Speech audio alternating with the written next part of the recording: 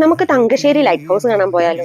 എന്റെ ലൈഫിൽ ആദ്യമായിട്ടാണ് ഞാൻ ഒരു ലൈറ്റ് ഹൗസ് കാണാൻ പോകുന്നത്. അതെന്തായാലും കേരളത്തിലെ രണ്ടാമത്തെ ഏറ്റവും ഉയരം കൂടിയ വിളക്കുമാടമായ തങ്കശ്ശേരി തന്നെയാണ് കാണാൻ പോകുന്നത്. ചേട്ടനോട് കഴിഞ്ഞ ഷിപ്പിൽ വർക്ക് ചെയ്തിരുന്ന ചീഫ് എഞ്ചിനീയറിനെയും ഫാമിലിയും മീറ്റ് ചെയ്യാനായി ഞങ്ങൾ കൊല്ലത്തെത്തിയപ്പോഴാണ് വൈകുന്നേരം തങ്കശ്ശേരി ലൈറ്റ് ഹൗസ് കാണാൻ പ്ലാൻ ഇട്ടത്. താഴെ നിന്ന് മുകളിലേക്ക് നോക്കുമ്പോൾ തന്നെ അതിന്റെ ഏകദേശം ഒരു വലിപ്പം നമുക്ക് മനസ്സിലാകും. അത്രയ്ക്കും പടുകൂറ്റൻ ഒരു ചരിത്ര സ്മാരകമാണ്.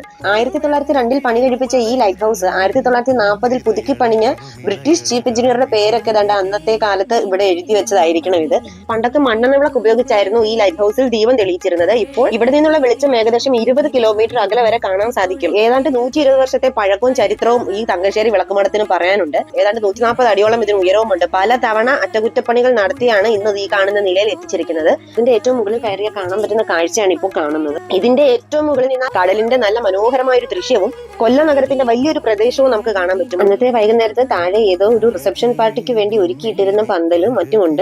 ഇപ്പൊ ഇതിന് എലിവേറ്റർ സൗകര്യമൊക്കെ ഉണ്ട്. പണ്ട് എല്ലാവരും പടി കയറിയായിരുന്നു പൊക്കോണ്ടിരുന്നത്. ഇതിന്റെ പടികൾ ഏതാണ്ട് 200 പടിയോളം വരും. അത് വളരെ ഇടുങ്ങിയതുമാണ്. വിളക്കുമാടം വരുന്നതിന് മുമ്പ് ഇവിടുത്തെ മുനമ്പുകളും കല്ലുകളും കപ്പൽ യാത്രക്കാർക്ക് ഒരു ഭീഷണി തന്നെയായിരുന്നു. അപ്പോൾ അതിനൊരു പരിഹാരമായിട്ടാണ് ഇവർ ലൈറ്റ് ഹൗസ് ഇവിടെ സ്ഥാപിച്ചിരിക്കുന്നത്.